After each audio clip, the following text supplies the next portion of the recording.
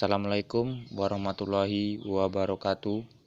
Salam sejahtera untuk kita semua. Semoga kita tetap dalam keadaan sehat walafiat di tengah kondisi pandemi COVID-19 ini.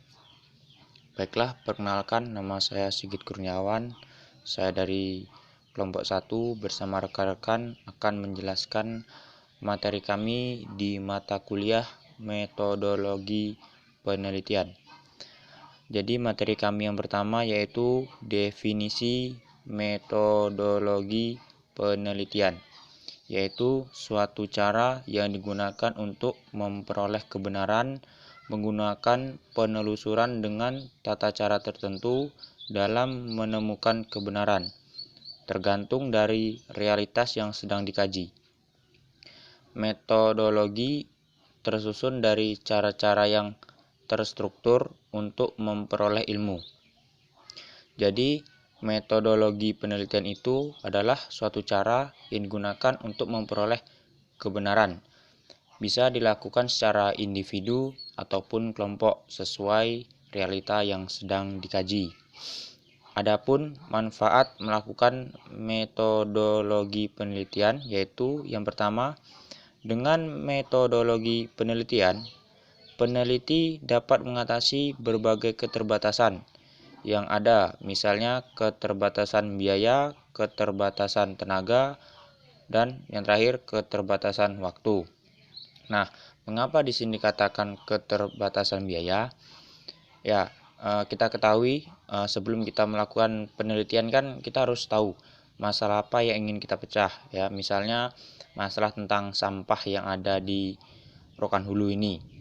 Nah, setelah kita mengetahui masalah dalam penelitian kita ini, selanjutnya kita akan melakukan perumusan hipotesis atau dugaan sementara praduga, atau bisa dikatakan jawaban ini masih berupa opini, belum ada fakta-fakta yang di belakangnya gitu kan. Nah, selanjutnya setelah perumusan hipotesis yaitu pengumpulan data, berarti kita langsung survei ke tempat kejadian. Misalnya kan tadi kan sampah di Rokan Hulu, misalnya kita mendatangi salah satu tempat di Sungai Batang Lubuh ini, misalnya di Kampung Baru gitu kan. Nah, di situ kita melakukan pengumpulan data. Sebenarnya apa sih yang menyebabkan sampah di Rokan Hulu ini menjadi salah satu masalah besar untuk masyarakat Rokan Hulu? Misalnya karena masyarakat ini membuang sampah yang berupa plastik, pepohonan, dan yang lain-lainnya. Kemudian setelah kita melakukan pengumpulan data, kita melakukan analisis, dan yang terakhir yaitu kesimpulan. Nah, di sini mana sih yang dikatakan bisa mengatasi keterbatasan biaya? Nah, kalau kita melakukan metodologi penelitian ya tentang sampah di Rokan Hulu tadi, berarti kan kita mendatangi tempat yaitu tempatnya di Sungai Batang Lubuh. Itu kan berarti tempatnya pasti, berarti kita mempunyai tujuan. Nah, berbeda dengan kita ingin memecahkan masalah tentang masalah sampah Rokan Hulu ini, tapi kita tidak mengetahui di mana kita tahu masalah sampah ini menjadi masalah yang besar di Rokan Hulu. Tentu kita kalau tidak tahu pasti kita akan hilir mudik ke sana kemari. Tentu kita akan menggunakan biaya transportasi lagi. Berbeda dengan kita melakukan metodologi penelitian, kita datang di suatu tempat, kemudian kita olah TKP, bisa dikatakan seperti itu kan. Kita melakukan perumusan hipotesis, pengumpulan data langsung di tempatnya, ya kan. Nah, jadi itu tadi yang dikatakan keterbatasan biaya. Yang kedua yaitu dengan metodologi penelitian dapat memudahkan pekerjaannya agar sampai pada tahap pengambilan keputusan atau kesimpulan. Nah, tahapan-tahapan itu kan sudah saya jelaskan tadi, yaitu pertama kita mengetahui masalah, yang kedua ada perumusan hipotesis, kemudian ada pengumpulan data, analisis data, dan terakhir kesimpulan. Kalau kita dari tahap pertama sampai tahap kedua, ketiga, keempat itu sudah berjalan dengan baik atau sudah dapat jawabannya berdasarkan fakta-fakta, kemudian kita dapat mengambil kesimpulan. Kesimpulan itu hasil akhir apa sih penyebabnya sampah ini bermasalah di masyarakat di daerah Kabupaten Rokan Hulu. Misalnya tadi kan saya katakan kayak membuang sampah, padahal aslinya itu misalnya kesimpulannya itu sampah itu berasal dari mobil pengangkut sampah itu yang membuang langsung sampah tersebut ke Sungai Batang Lubuh, misalnya seperti itu. Itu tadi penjelasan dari saya, selanjutnya akan dijelaskan oleh Saudara Alan. Selanjutnya, saya akan menjelaskan tentang jenis-jenis penelitian. Nah, di dalam penelitian terdapat 3 jenis-jenis penelitian. Yang pertama yaitu ada basic research atau penelitian murni. Nah, penelitian murni ini adalah suatu jenis penelitian sosial yang memiliki orientasi pada bidang akademis. Jenis penelitian ini tidak bertujuan untuk memberikan solusi atas suatu masalah tertentu, tetapi berfungsi untuk mengembangkan teori. Nah, contohnya penelitian tentang faktor yang mempengaruhi sikap dan perilaku manusia. Yang kedua yaitu ada applied research atau penelitian terapan. Nah, jenis penelitian yang kedua ini atau penelitian terapan adalah penelitian yang dimanfaatkan untuk kepentingan manusia, baik individu ataupun kelompok maupun keperluan industri. Penelitian ini berfungsi untuk mencari solusi tentang masalah-masalah tertentu. Nah, contoh dari penelitian terapan ini yaitu berapa persen tubuh seseorang boleh mengkonsumsi alkohol pada satu botol minuman. Nah, jenis penelitian yang ketiga atau yang terakhir yaitu ada research and development atau penelitian pengembangan. Nah, penelitian pengembangan ini adalah salah satu jenis penelitian yang dapat menjadi penghubung atau pemutus kesenjangan antara penelitian murni dan penelitian terapan. Nah, penelitian ini biasanya dilakukan untuk mengembangkan suatu produk atau menyempurnakan produk yang telah ada. Contohnya dari penelitian pengembangan ini yaitu skripsi. Nah, jadi menurut saya jenis-jenis penelitian ini saling berhubungan. Nah, kenapa begitu? Karena yang pertama tadi yaitu penelitian murni itu bertujuan untuk memberikan solusi atas suatu masalah-masalah tertentu. Nah, yang kedua itu penelitian terapan.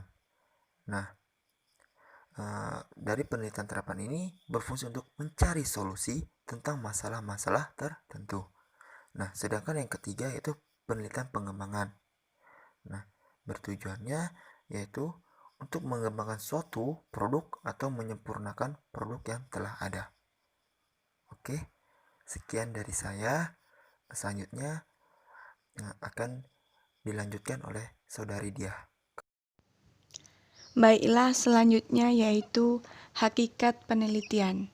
Hakikat penelitian adalah suatu kegiatan yang sistematis untuk memecahkan suatu masalah yang ada dengan menerapkan metode ilmiah.